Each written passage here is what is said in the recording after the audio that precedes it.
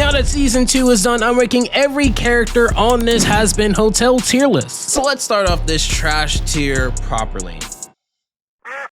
At the end of season 1, we see Lute confront a woman. All throughout season 2, Charlie is calling this woman. And in my mind, I'm thinking, okay, if you're giving us a cliffhanger of this woman in season 1, then she would have a major impact in season 2. And while some people can argue that maybe Charlie's motivations heavily revolve around this woman, she doesn't show up. And I can't believe that they basically gave us the same cliffhanger again. In fact, you could erase that cliffhanger and essentially have Charlie calling her mother because of the impending war between heaven and hell be the incentive as to why Lilith calls her back. We don't even need the scenes with Lute. Based on what I have seen in season 1 and season 2, Lilith is trash. And you know who else is trash?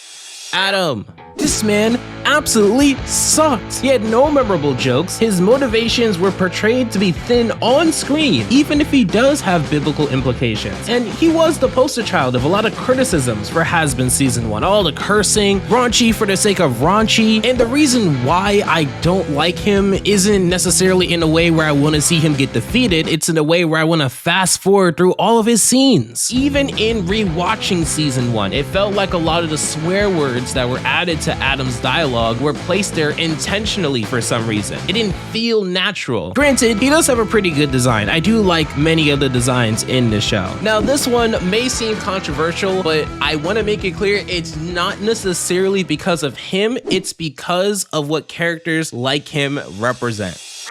One of the big problems I have with this show is that it will start 10 or 15 different storylines knowing that it only has 8 episodes to go through them. And what creases me is that all of them could be good. All of them have potential. All of them I am excited for. And then you just have this guy. He's in so many scenes in the 2nd episode alone. There was a scene where Sarah was contemplating what she should do, and she had Abel and this gatekeeper guy here. I don't even know his name. I don't care about his name. Actually, you know what? I did look up his name, and his name is Saint Peter. But until he does something interesting in the show, I'm gonna continue to refer to him as the gatekeeper. In season 1, he had more of a reason to be there because Charlie has never been to heaven before, so it was a necessary character to have in that scene. But season 2, I have to decide what action will be taken regarding how much of a threat hell could be now. What do you think we should do? Abel, as head of the army. Oh, well, I'm pretty okay with either option, to be honest. Okay, that doesn't help me. St. Peter? I just watched the door. yeah, no, throw him out of here. Maybe another controversial one, but I'm also putting Abel in trash. Now, this is coming with me seeing what he did in the finale of season 2, but I'll talk about leading up to that season. Now, I want to make it clear, I do understand his dynamic with Adam. I understand what they were trying to do with Lute. I see what they were trying to build to, but in seeing all of it play out, it just wasn't that engaging for me. Even with what he did in the finale, where he stood up to Lute and Lute stood down because of her loyalty to Adam. Honestly, he just seems like a character who is not as charismatic as Emily, not as driven as Lute, not as interesting in backstory as Serpentious, and not as needed functionally in universe as Sarah. He was just there. Yes, he is connected to someone who is very important to this show specifically, but at least that person had actions throughout the first season to show how important he was. Also, we can probably put the newscaster guy in here. I know that they have this running joke where this character doesn't get to speak, but I never really laughed at it. In fact, before editing this video, I had no idea which episode this was in. This scene you're seeing on screen here. That is how unmemorable he was. So now we move over to the mid tier, and to me, mid characters in Hazbin Hotel fall into one of two camps. Either I was interested in them, but they haven't done anything yet, or they showed up and it didn't take away from the show, but they didn't meaningfully add to it either. We're gonna drag Zestiel here, and Zestiel is one of the characters that I'm really frustrated with because the first time that we see his character, we're introduced to the Overlord aspect, and you see plenty of people who are scared, absolutely terrified of his appearance. Greetings, Zestiel. Oh, holy shit! The weather doth become this fine day. Whoa! go. To see that within the show, he would basically just be treated as the old man overlord, it felt like they've given this man an entrance and didn't necessarily pay it off within the show. I'm sure that he's an overlord for a reason. When you look at how he was used within the show, how the other overlords view him, Zestial is just kind of there. But I think his saving grace of why he's not in the trash tier is because of his dynamic with Carmella. If it wasn't for that, I would have put him in a trash tier. Let's also get this out of the way. Razzle and Dazzle. I don't necessarily think that they do too much within the show. I understand that we're not talking about like major or main characters in any way when we're talking about Razzle and Dazzle. But the only reason why I didn't want to put them in the trash tier is because they were a big part of the season 1 finale fight, and I do remember some scenes of them comforting Charlie. And the same goes for the Key. To be honest with you, I would imagine that symbolically they probably mean quite a bit to the show, but I mean, what have they done? Okay, I did have to scour the wiki for this. Kiki is the name of this character, and it says here that Kiki is the embodiment of the hotel and has special powers that can affect it. Vivzy Pop explains that Kiki is a physical manifestation of the hotel because she wanted a physical character that represents the hotel.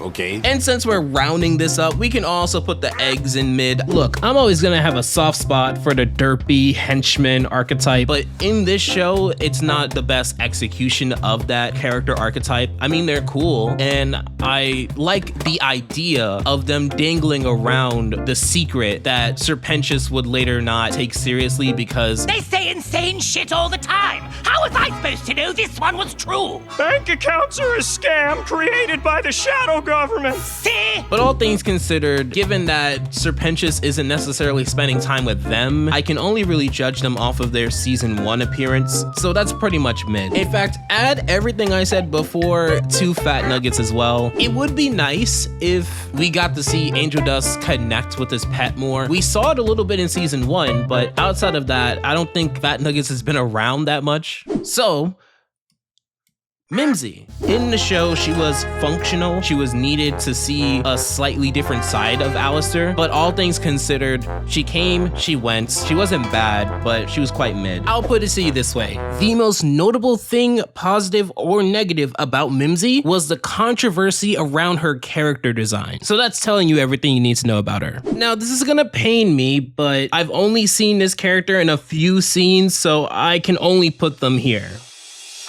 I want to be fair to all characters in this list. I enjoyed the scenes that she was in, but I think I like the idea of the Speaker of God more than what she actually did in the show. Because I'm sure it's just calming Sarah and the others within the Heaven's Room of the Speaker, as well as asking Serpentius for a story, which was a good scene, don't get me wrong. But that's it. If we had more episodes with her, I would have no problems putting her in the good tier, but that tier in the great and number 1 tier is reserved for characters who simply just did more. We can also just throw the reporter in here. I know that she's designed to be a little bit of comic relief, but on the whole, if you were to ask me name memorable lines that she said or a memorable moment, it would have to be You're very homophobic, Miss Killjoy, and I do. I'm not homophobic. I just hate gay people. And to be honest with you, it's not even that good of a joke. I feel like I've heard that joke on Family Guy or on edgy YouTube videos 10 years ago. So it's not even that she's offensively bad or even offensive at all, but just kind of mid. Okay, this next one, I'm still in my head trying to debate it, but this is where I feel like she should go for now, and that's Velvet. Of all the V's, she's the least memorable, has done the least. I don't even think she has a main storyline attached to her unless you count what she did towards the end of season 2. Because remember, I'm considering season 1 and season 2 for this tier list for every character. I understand that it's the V's, they're a trio. In season 1, we saw what Valentino's motivation was. We saw a few dynamics that he had. We saw a few dynamics that Vox had, whereas Velvet was just kind of there. I know that she had the meeting with the overlords, but she wasn't even the star there. And I think this last one, you guys are gonna have to convince me if this character should be bumped up. I just don't have enough in my head to justify it, is going to be Baxter. The reason why I can't put Baxter in good is because he's another character where I think I like the idea of what he could have been more than what he actually did in the show. I think that them introducing Baxter in the first episode of season 2 gave me a false impression that he would have been a major part of the season as a whole rather than kind of coming in clutch towards the finale. The dynamic that he had with Serpentius seems half-baked. I know they gave us a backstory, but it wasn't the most memorable thing from season 2. Had he had more time to bake in the oven, had he had more time to interact with Serpentius or even other members of the hotel, there is an idea there. I'm curious to see what he's going to do in season 3, but there wasn't really enough there for me to not put him in the mid tier. I want to enjoy his character, I want to like his character, but I can't justify putting him in the good territory. So with the mid tier out of the way, well, actually, do I? Okay, I spent way too long thinking about this. I'm just gonna put Nifty in mid for now. Thematically in the show, Nifty takes a lot of steps back in terms of what Charlie's trying to do, and they never necessarily address it. If the show is trying to portray to me that Nifty is beyond reproach somehow, why would you have that be such a prominent character with a main character whose goal was to redeem people? Yes, in theory, could a character who's beyond reproach be entertaining? Absolutely, but they would have to be the main antagonist. And you know and I know Nifty was not the main antagonist in season 1 or 2. But at the same time, the reason why I can't put her in trash is because I enjoy the bit of loyalty that she has to Alistair. I think that the scene of her picking up Husk and throwing him into battle was interesting to see. It was interesting to see her care about someone more than herself. And I enjoyed the fight that she had with Velvet in the finale. But as far as season 1 goes, I understand that she killed Adam, but she was just kind of there. It is up from here. We're going to the good tier. So I'm describing these characters as characters who have made a pretty good impression. Maybe once or twice they were a reason why I wanted to watch the next episode. Maybe they were a small part of why I wanted to watch the next season. Or maybe they had some potential and miraculously in this busy show, they managed to do something really cool. Or at least memorable. And we are going to start off with Rosie. Now look, Rosie had a major episode in season 1, the 7th episode. She wasn't the main focus, but she was intriguing there. And she had a major moment in season 2 where they confirm her dynamic with Alistair. You must do something for me. And until you complete this task, your soul will be mine. It's a deal. I understand that she's powerful, she's one of the many overlords in hell, but there's so many overlords in hell and only 8 episodes that she doesn't get enough time for me to justify her being great. But I do think that her character has a lot of potential, and in theory, if they play around with her dynamic with Alistair in season 3, she could become a great character, or even potentially one of my favorite characters in the show. She's not mid, but she's not great, so therefore she must be good. All things considered, I'm also going to put Cherry Bomb in good. Personally, I feel like she was a necessary addition to this show. Now, is she interesting by herself? No. But her dynamic with Angel Dust is relatively wholesome for this show. I feel like it provided some depth for her character, depth for his character, and just some warmth that the show needed. Personally, her highlight is with Serpentius, which is sprinkled throughout the 2nd season. They don't necessarily give us that moment with them just yet. But I will be honest, if she didn't have those two dynamics, she would be put in mid. Her raunchiness when compared to Adam is a lot more tasteful, but if someone were to say that she's raunchy for the sake of raunchy, or mid, or boring, or stale, I wouldn't argue with them, but personally, I think that she's pretty good. Another character that we could probably put in good is Sarah.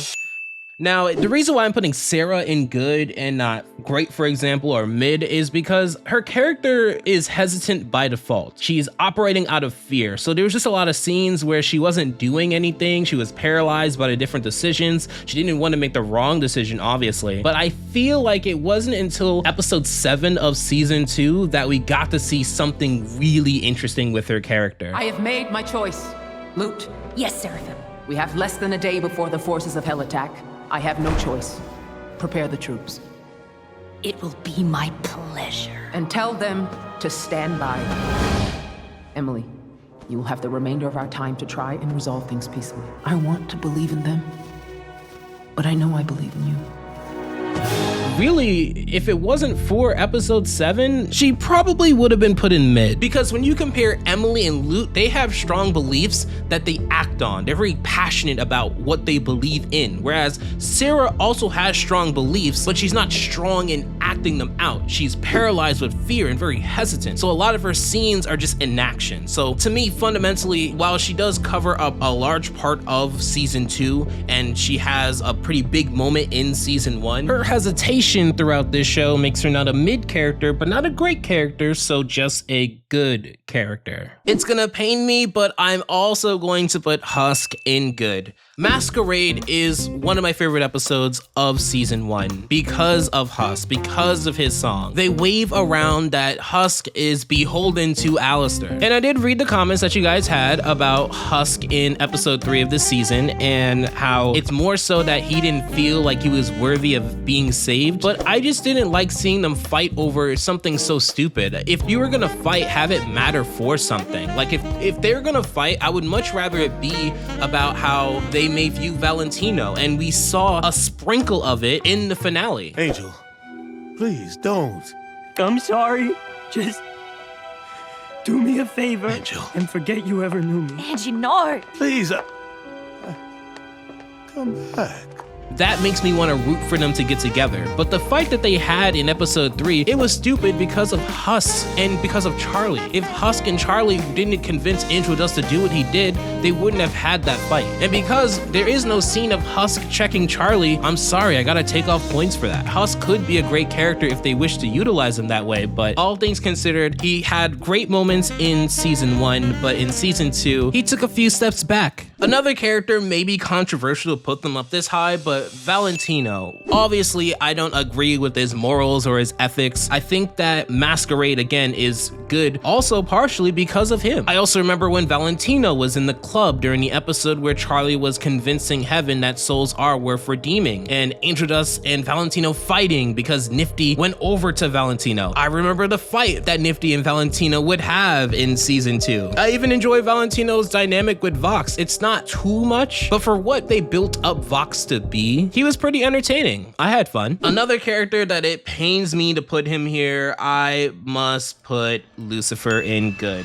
In season 1, he had a grand entrance, and in the finale of season 1, he also had a great battle. He was mostly used as a pawn in season 2, and I don't necessarily get the big deal between his dynamic with Alistair. I find it to be quite lame, in all honesty. However, I have a soft spot, and admittedly a bias, for goofy dads. In terms of many of the characters, he could be considered one of the funniest in the show relatively. His design is great. I love his erratic emotions of going from very laid back and chill to kind of submissive towards Charlie, vying for her validation, to very angry. As great as his appearance was in season 1, if I were to think of reasons why I like or don't like season 2, his name doesn't really show up in either category. And all things considered with this character, it may be surprising based on some of the videos I've made about the show, but I'm also going to put Charlie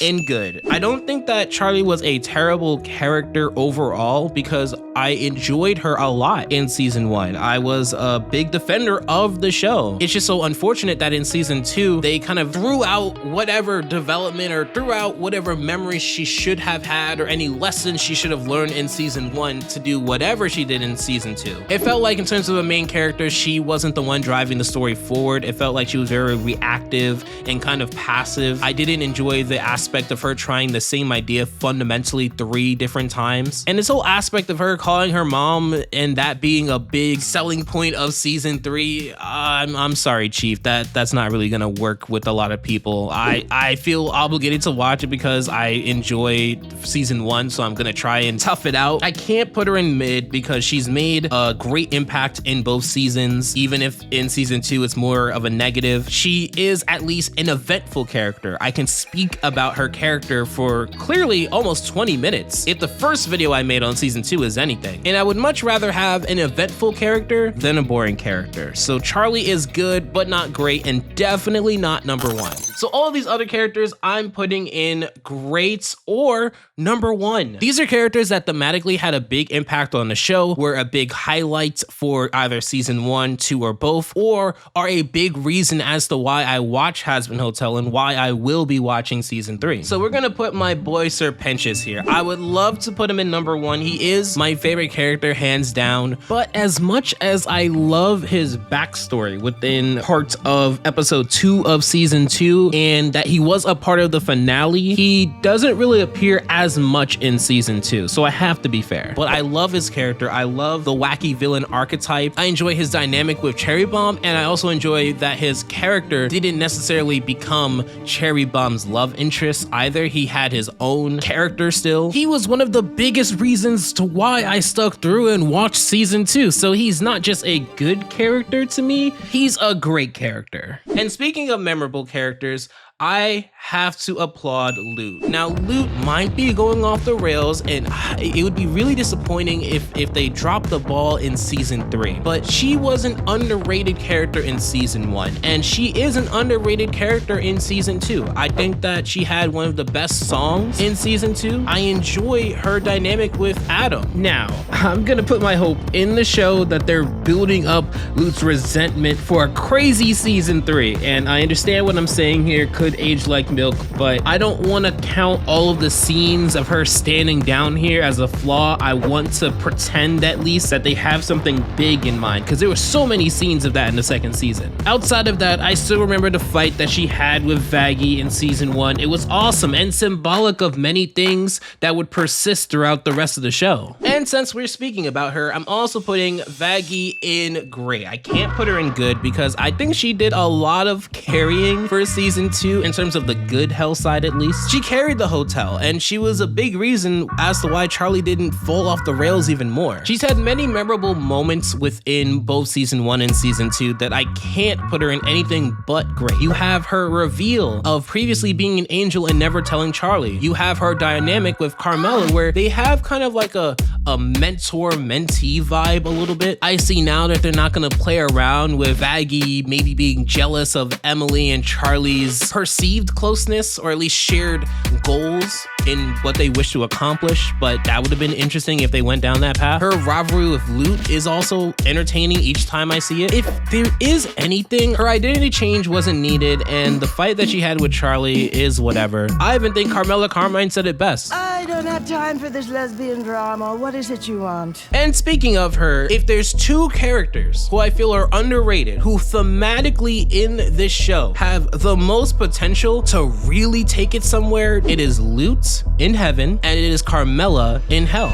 Because Carmela has always been portrayed as the type of character where she just wants what's best for her, but she's not malicious in the way that Vox is. She's more protective than she is selfish. I enjoy that. I enjoy that she's been portrayed as an overlord that has mixed morals. She's willing to work with Vox, but she's also willing to work with Vaggie. And it's not necessarily because she aligns with either of them more, it's more about what works for her. She's been portrayed as a character who has a little bit of complexity in a show where a lot of the characters are quite thin. She had quite possibly my favorite song in season 1 with Vaggie. I wish we get to see her more, but the reason I'm putting her in great is because if we're talking about redemption, if we're talking about the themes of family and the themes of redemption, how could you not put Carmela up high? Sure, she didn't have that many scenes compared to a Sir Pentious or a Vaggie, but every scene that she's in, she makes a huge impact. Every decision that she has also has a huge impact, and unlike Rosie, we get to see more of her. I'm also gonna put Emily in great. I think as far as season 2 is, Emily is to season 2 what Charlie was to season 1, where you needed a character who believed, who was passionate, a character that you can root for in being so passionate. And it's unfortunate that that couldn't be Charlie for me because of her plan. Because with Emily, the reason why, if anyone is curious as to why I don't have as as much vitriol to Emily, even though her plan was equally as dumb, is because of a few reasons. For one, Emily wasn't aware that exterminations was happening for 7 years. So her having the dumb ideas to start out with makes more sense. That's number one. Number two, it's okay for her to be naive because she is where Charlie was in season 1. She believes that you can talk through these things. And lastly, she didn't know Vox. She didn't know the V's. So her learning about all of this in real time, but still standing on business in heaven and having memorable moments with Sarah, having memorable moments with Luke, having memorable moments with Charlie, it was all great. Now, this isn't specifically me docking points for Emily, but I want to say it in reference to her because she's the one who teleported from heaven to hell the most, it seems. I still don't truly understand why they weren't allowed to let Serpentius see and physically be with his friends down in hell. It is to my understanding that heaven is powerful. That's why Carmela needed angel equipment to kill angels. I feel like maybe they explained it somewhere in season 2, and if they hadn't, then that's the biggest question I have so far. And if there isn't an answer to it, it would have been nice to see Emily explain that. Now, for these last 3, you can make a great argument as to why any of them should be number 1. So I want to talk about all 3 and then rank them all at once. Let's just have some fun with it. Now, Angel Dust is in my top 3, but compared to Vox and Alistair, the reason may not seem so obvious. Now, I can sit here and I can praise Masquerade for the next 20 minutes because I could, but in a more concise fashion. He was raunchy, and the first episode doesn't really give him the best impression, but he had as much depth as Vox, Alistair, and Charlie, arguably. I think that the dynamic that he has with Valentino is a big reason to stick around and watch season 3 if they explore it. I didn't expect to enjoy his dynamic with Husk as much as I have. They balance each other out in a very wholesome way. He was used as a pawn in season 2, and it felt like maybe we could have gotten more development if we had more time, but symbolically in the show, Angel Dust kind of is the show in many ways. And if we're talking about reasons to watch season 3, they give us a big reason with Angel walking back to Valentino. Alistair is one of the rare characters that I feel has gotten better from season 1 to season 2. We got to see quite a bit of his backstory, we got to see more development with his dynamic with Rosie, and he had an awesome fight in the finale of the show. Him playing Vox like a fiddle, maybe you could say it's predictable, but I enjoyed it. It was entertaining to me. It was way more entertaining to me than his dynamic with Lucifer. I still don't really get the big deal with that. Anytime that he was on screen, it mattered. A lot of the decisions that he made mattered, and he's one of the rare examples of us seeing long-term storytelling in Hazbin Hotel. So I gotta praise them when they actually do the thing that most of us want in the show. In season 1, I feel like he was a little bit too one note with the I'm the most powerful, I'm dominant, I'm only doing this for fun stick. I feel like that was getting a little old, but season 2 exposed more of his vulnerability, and I enjoyed that. I enjoyed that he had to think his way through a problem and he couldn't just power his way through it. It showed the cunning side to him. It showed the charisma that he had. Alistair was a highlight in season 1 and in season 2, so he's an easy pick for the number 1 character in the show. And last but not least, Vox, the star of season 2. He didn't necessarily make the greatest impact in season 1, but all of that can be forgiven because of his performance in season 2. Now, with all of that said, do I consider him to be a great villain? Not really. A great villain is only as good as a great hero, a great opposition. Charlie was supposed to be that opposition, but it felt like rather than him playing 4D chess, it was more that Charlie just kept making mistakes and he just kept taking advantage of those mistakes, which isn't as compelling of a battle. Now, I can understand the criticism that Vox might have been hyper-focused on Alistair to the point of muddying his own character motivations, given that we also get songs and backstories where it's clear that he just wants power, especially since in this instance, Alistair already surrendered, but I can't say that it hampered my viewing of him. At least his hyperfixation showcased his charisma. And with Alistair, it was one of the rare examples of both teasing something going forward and paying it off within the same season. I enjoyed the dynamic he had with Alistair regardless. I enjoyed the dynamic that he had with Valentino. I think that he was a step above what Adam provided in terms of a main antagonist for a season, although that's very low praise because Adam sucked. And I can't wait to see what they do with him in season 3. Vox could easily be argued as the number 1 character of the show following his performance in season 2. So with all of that said, I think that I'm gonna have Vox as 3rd best, Alistair as 2nd, and Angel Dust as the 1st. Now, if you haven't seen my first video on Hazbin Hotel Season 2, you must check that out right here.